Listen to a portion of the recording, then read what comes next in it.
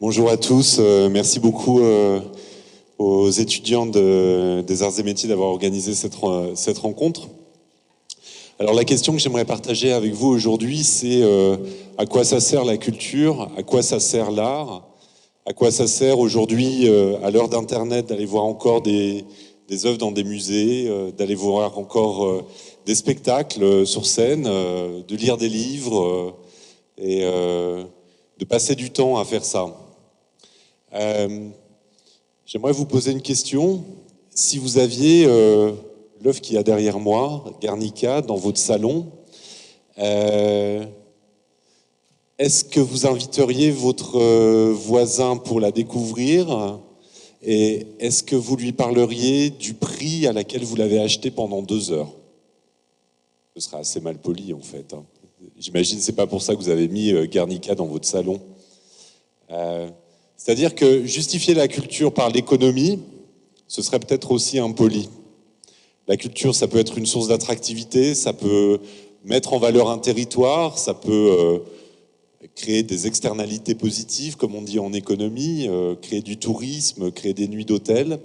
Mais au final, est-ce que c'est vraiment ça?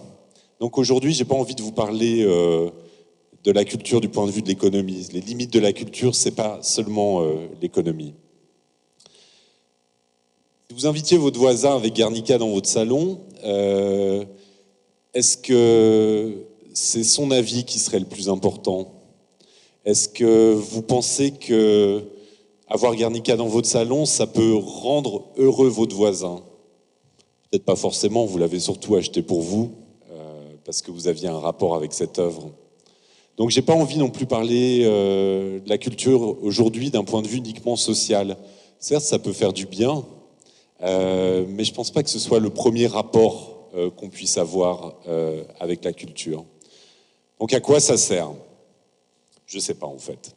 Je peux vous raconter cette anecdote de Guernica. La première fois que j'ai vu ce tableau au musée Reina Sofia à Madrid, je l'avais vu pendant toute mon enfance en reproduction dans des livres.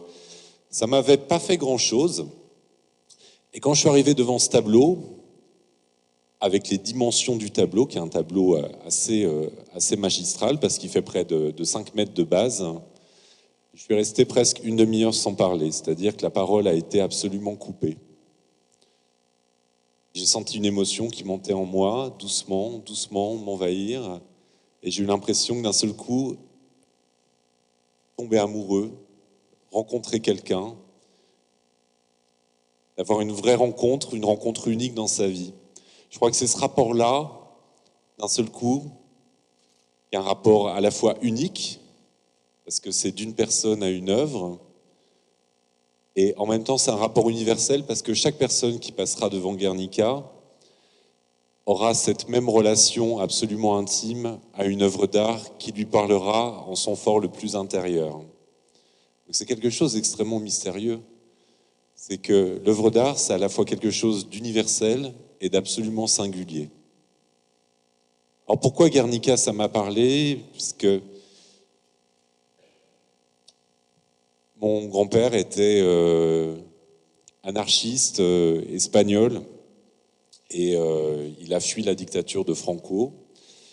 Et quand il est arrivé en France, sans rien, en traversant les Pyrénées avec ma grand-mère et mon père qui avait 1 an à l'époque, la seule chose qu'ils avaient quand ils sont arrivés en France, c'était finalement leur culture, ce qui les constituait. Et je crois que c'est pour ça que Guernica m'a parlé de manière très très très forte. C'est que d'un seul coup, j'ai vu qu'un artiste, Picasso, avait réussi à rendre quelque chose qui appartenait à mon histoire individuelle de manière extrêmement forte, et que d'un seul coup, ça créait un symbole, ça arrêtait le temps, et qu'il arrivait à représenter des choses mystérieuses que je ressentais depuis longtemps et sur lesquelles je n'arrivais pas à mettre de mots. La culture, on dit souvent que c'est quelque chose d'élitiste, c'est quelque chose auquel on n'a pas droit, c'est quelque chose comme une richesse. Moi, je crois qu'au contraire, l'art et la culture, c'est ce qu'on a quand on n'a plus rien. C'est-à-dire, c'est ce qui nous reste quand on est dépossédé de tout. Les républicains espagnols, quand la dictature de Franco a été mise en place, il y a une histoire absolument incroyable. Ils ont décidé, pour sauver la République, de rassembler toutes les œuvres du Prado, tout le mobilier, tous les tableaux. On voit ici les conservateurs en train de ranger les différents tableaux. Et pour fuir l'armée franquiste, ils ont fait 7 camions. Ils sont partis de nuit avec ce qu'on appelait le Trésor national. C'était en 1937. Pour essayer de fuir la dictature franquiste et de sauver l'identité de l'Espagne. Et l'identité de l'Espagne, c'était la somme des tableaux, la somme des sculptures, la somme du mobilier. On est ici dans une école d'art et métiers qui avait été constituée pendant des décennies et des décennies pour pouvoir constituer l'identité de la République, c'est-à-dire le bien commun. Donc je crois que la culture, avant tout, quand on se pose cette question-là, quand la dictature repousse les limites de ce qui appartient à une république, on s'aperçoit que c'est l'ensemble des œuvres qui ont été produites par une communauté humaine et dont on reconnaît qu'elle crée une identité à un moment donné. Ces 7 camions, ils sont partis. Le Trésor national a été caché à Barcelone, dans un château, pendant à peu près une dizaine de mois, et ensuite les camions sont repartis, ils sont allés se réfugier à Genève, et à l'UNESCO on a caché le trésor national de la République espagnole jusqu'à la fin de la dictature franquiste. Ce à quoi sert la culture, c'est au final ce qui est le plus précieux et qui tient à un moment donné à ce que les hommes décident d'accorder de la valeur. Et ça, on l'éprouve quand, politiquement, les choses vont plutôt mal. Derrière moi, on voit une photo très, très émouvante du régime nazi qui avait décidé de brûler des livres dans des bibliothèques. Certains ouvrages étaient condamnés, on faisait des bûchers publics et on organisait des grands feux et on brûlait toute une partie de la culture, parce qu'on estimait qu'une partie de la culture n'avait plus le droit d'exister. Aujourd'hui, quand on censure des artistes, quand on attaque des formes, quand on condamne certains types de culture, de quelle forme qu'elles soient, qu'elles viennent de très loin, à ce moment-là, on remet en question le bien commun. En miroir avec cette horrible image nazie, j'aimerais vous parler d'un très beau roman qui s'appelle Fahrenheit de Ray Bradbury, qui raconte comment qui met en scène en fait une société où on décide de brûler tous les livres, et il y a une résistance qui s'organise avec des hommes qui décident clandestinement d'apprendre chacun un livre par cœur, et ils créent la communauté des hommes livres, et ils se cachent de ce régime autoritaire, et chaque jour un homme livre récite un livre qu'il a appris par cœur pour les autres.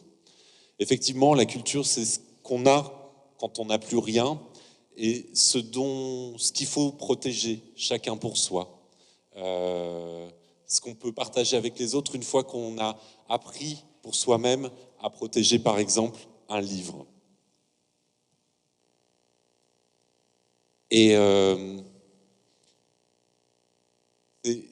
c'est un bien commun qu'on doit défendre avec une politique de la culture, c'est-à-dire considérer que ce qui nous appartient en bien commun, ça doit être protégé. Donc il faut faire des musées, il faut faire des théâtres, il faut considérer que tout ce qu'on a en commun doit être protégé.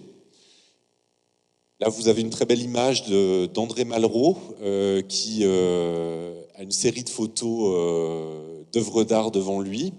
On dit souvent que Internet, ça a été créé par l'armée américaine. Moi, je soutiens aujourd'hui devant vous qu'en fait, c'est André Malraux qui a inventé Internet. Il avait l'idée de de créer ce qu'on appelle un musée imaginaire. Malraux, lui, part du postulat qu'il y a des gens qui ont existé, il y a des objets qui ont existé, mais que l'œuvre d'art, à un moment donné, en représentant soit les gens, en représentant des scènes, en représentant des situations, c'est ce qui a permis à la réalité de faire une métamorphose, de se transformer. Et toutes ces séries de métamorphoses dont on garde les images, ça permet de créer un gigantesque musée imaginaire, en fait. C'est-à-dire que la culture, c'est ce vaste musée imaginaire qu'on doit tous protéger ensemble. J'aimerais vous parler maintenant d'une expérience qu'on a eue à Valenciennes qui interroge ce lien individuel qu'on peut avoir à l'œuvre d'art. Parce que vous me direz, bon, c'est bien, mais où est-ce que ça commence? Comment est-ce qu'on peut commencer à être sensible à une œuvre d'art et avoir ce rapport individuel? Parce qu'on aura beau ouvrir des musées, ouvrir des théâtres, faire des belles programmations, quand est-ce qu'une personne dit « j'y ai droit, c'est fait pour moi » est-ce que j'ai le droit de rentrer dans un théâtre? Est-ce que j'ai le droit de rentrer dans un musée? En 2010, quand je suis arrivé à Valenciennes pour prendre la direction du Phénix, on s'est dit, pour que des personnes aient le droit, sentent qu'elles aient le droit d'accéder à la culture, on ne va pas leur dire c'est bien, c'est génial, vous devez voir ça, sinon vous allez être bête, mais au contraire, on va favoriser la pratique sensible, la pratique artistique. C'est-à-dire, on se met sur un plateau, on fait un atelier chant, on fait un atelier de danse, on fait un atelier de création plastique, et c'est à partir de cette expérience sensible, en rencontrant un artiste professionnel, que là, il se passe quelque chose qui se transforme en nous, dans ce rapport très intime.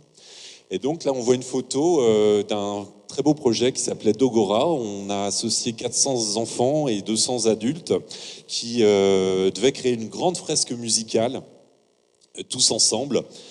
C'était pour des gens qui n'avaient pas l'habitude de chanter. Donc on a recruté des enfants dans tous les quartiers de la ville, des quartiers défavorisés, des quartiers un peu plus favorisés. Mais l'idée, c'était d'avoir une grande mixité sociale avec des personnes qui n'étaient pas forcément intéressées par l'art ou des enfants qui n'allaient pas forcément au conservatoire. Et là, il y a une jeune fille qui s'appelle Mélodie, ça ne s'invente pas, qui a participé pendant 2 ans à des ateliers autour de cette grande fresque musicale.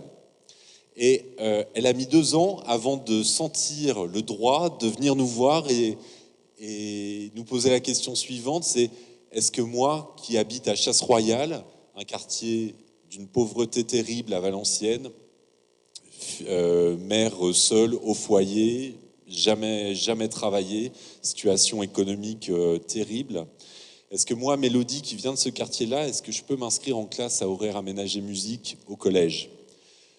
Et là, je me suis dit, waouh, c'est pas ce que j'imaginais. Une jeune femme, une jeune fille, a mis 2 ans avant de se sentir le droit de nous poser cette question-là. Est-ce qu'elle peut rentrer dans une école de la République pour avoir accès à un enseignement artistique?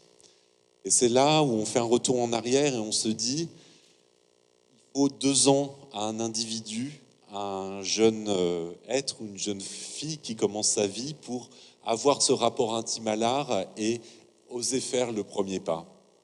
Alors sa mère lui avait dit, c'est pas fait pour toi, c'est trop cher, ça va nous coûter de l'argent. Et après, donc, on s'est débrouillé avec le directeur du conservatoire pour la faire changer de collège, la faire venir avec sa sœur pour qu'elle ait le droit à suivre les enseignements en classe horaire aménagée musique.